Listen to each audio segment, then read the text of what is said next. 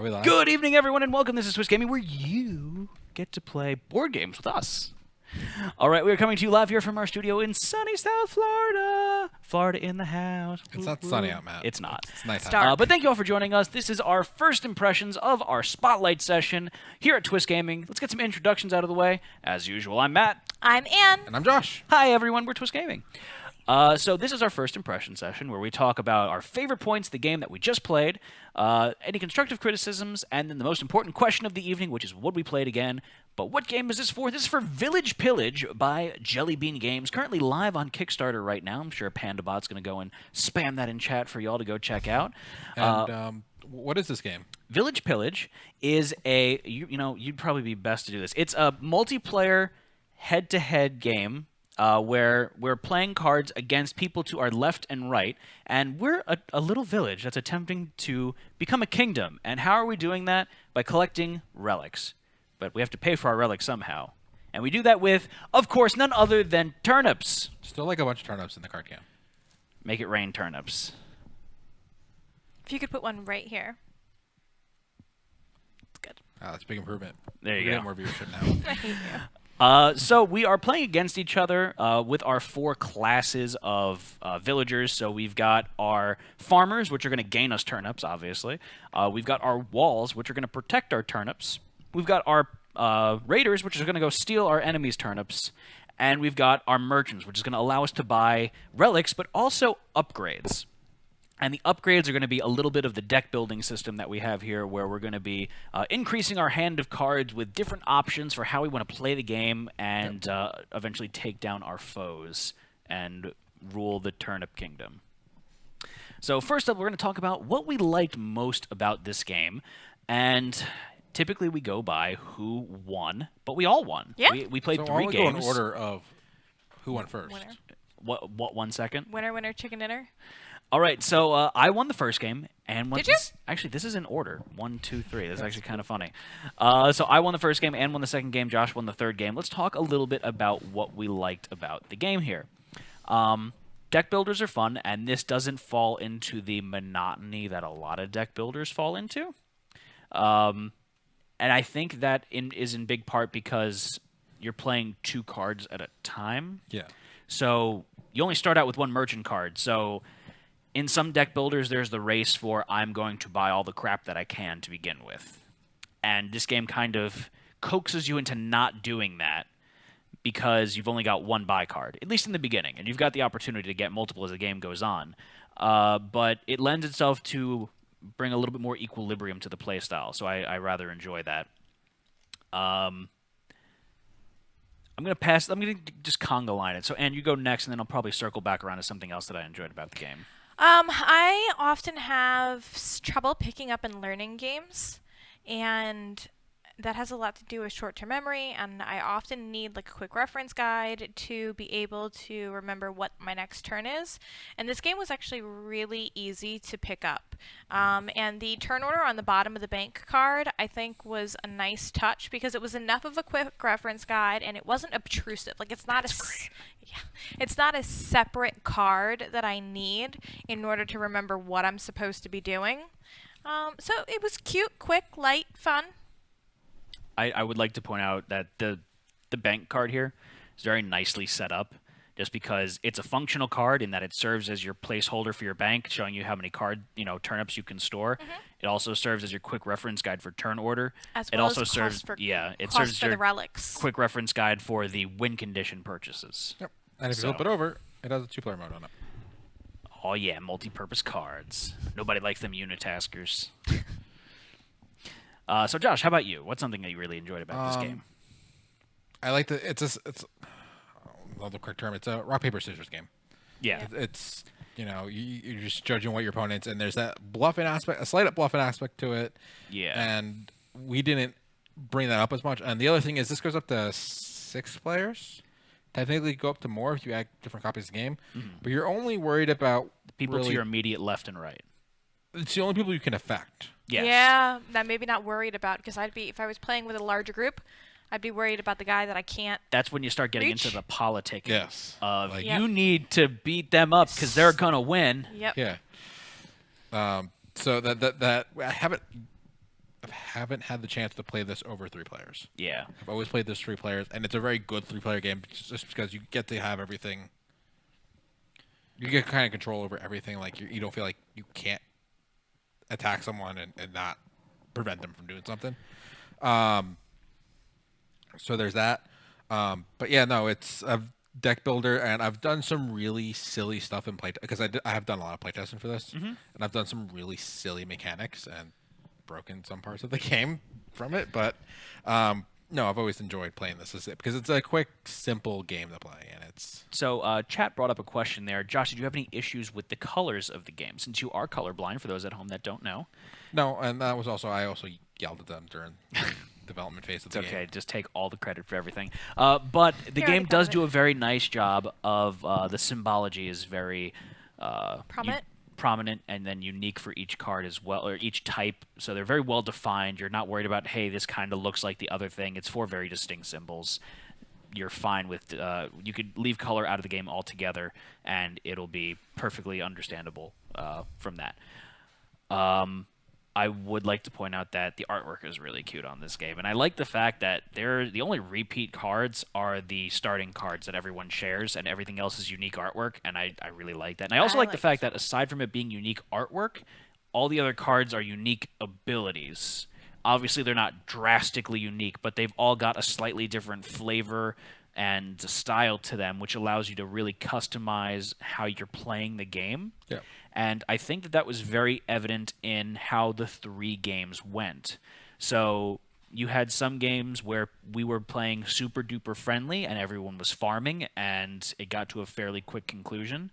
Then you got other games where we were all super duper aggressive and we beat the crap out of each other with our raiders, stole everything from each other, and there was a few turns where it was very dry in terms of turnips.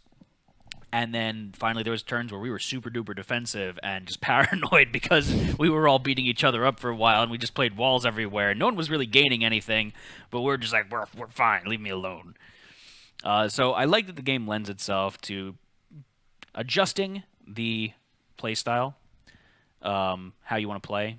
And one complaint that I have about deck builders is as you're getting further into the game, you can realize, wow, I built my deck horribly. And I'm stuck with this piece of garbage.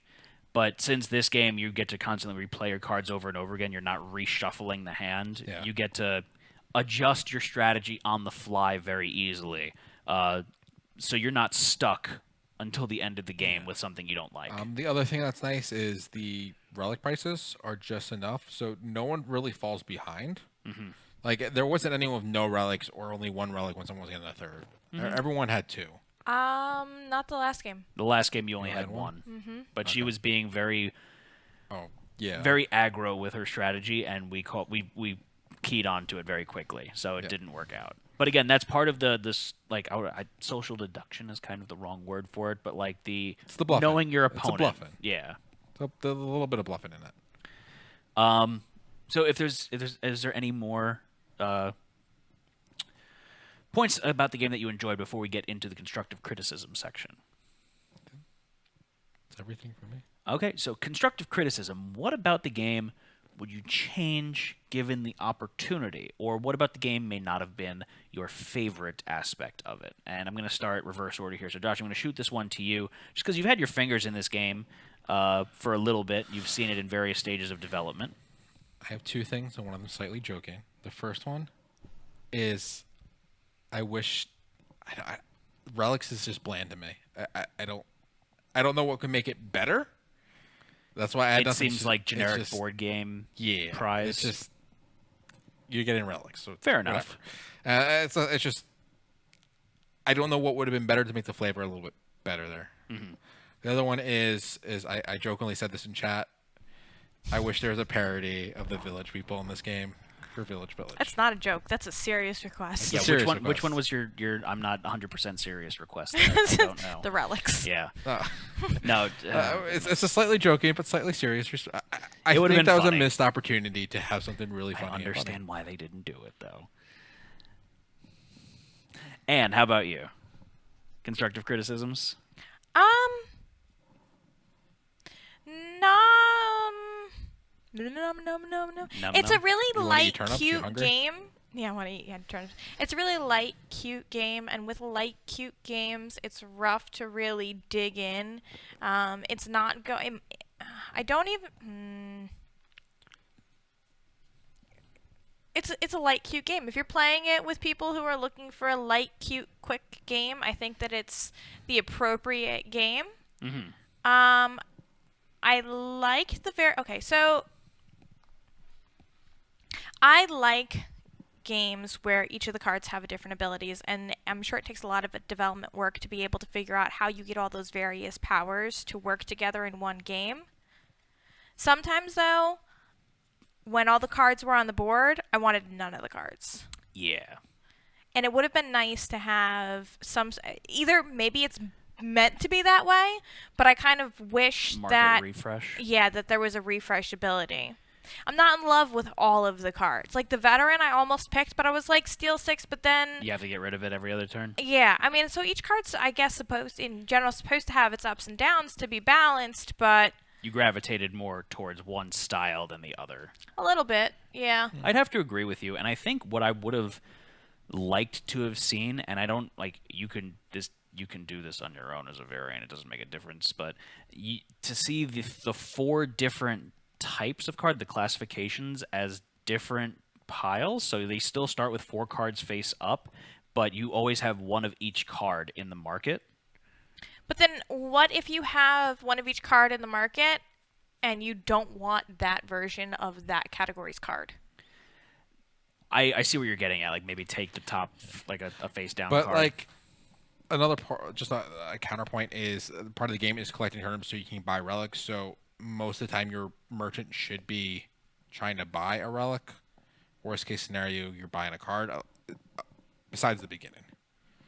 And everyone's kind of buying cards at the beginning, so the cards just get tossed around pretty quickly. And that's just a little bit of that you have to Understandable. manage and some randomization in it. One thing that I'm going to say is I would love to have seen more cards because we burned through the deck Really quickly. once and we almost did it a second time, and there's only 3 of us. Yep. And this game supports up to 5. 6 with the expansion, the Kickstarter exclusive expansion. I'm assuming more cards are included in the expansion. All it is the 4 beginning cards, another bank card, and then another set of relics. So like a player setting. Yeah, it's just a player set. So, like, I would like, just because I also like seeing the unique abilities. I'm a sucker for unique abilities. And then the unique art. The art is really beautiful in this game, so that's another reason why I want to see more cards as well. Obviously, cost goes up if you do that, especially since each one's a unique art piece. I totally get it. But for a, say, 6-player game, it would definitely change up the strategy because then it would be the race to the market to get cards, because otherwise you're going to be completely starved at the end. It'd be interesting to see a card with a mechanic that impacted the player's hands. I'd like to see something where it's like all players need to discard 1 card to the draw pile. Stretch goals, additional cards for the promo. But if I recall during my playtest, I think either myself or Peter have played games where we played with the starting 4 cards, and were able to win or come close. Like we're still competing at the end. Like No, the additional cards. It's nice to have. I get your point. Like you don't need the additional cards in order to win, but the fun that comes from this game is in building a deck with the additional cards. Oh, I forgot you had that. Oh, I didn't realize that ability did that. Yeah. And it makes it much more of a surprise when certain things get played. Yeah. I do like the one card that lets you take the top card off the deck without anybody looking. That was really cool. Awesome because Yeah, that Bard's really awesome. throws a monkey wrench into people's strategies. Bard. It's the Bard. Definite I grabbed shout that out one to up. my homie the Bard right there. All right. So is there anything else that you guys have for constructive criticisms? No, we're village people. You know what that means, though? It means it's time for the most important question of the evening. Let's start it out with Anne in the middle here because you haven't been first yet. So, Anne, would you play this game again? Yeah.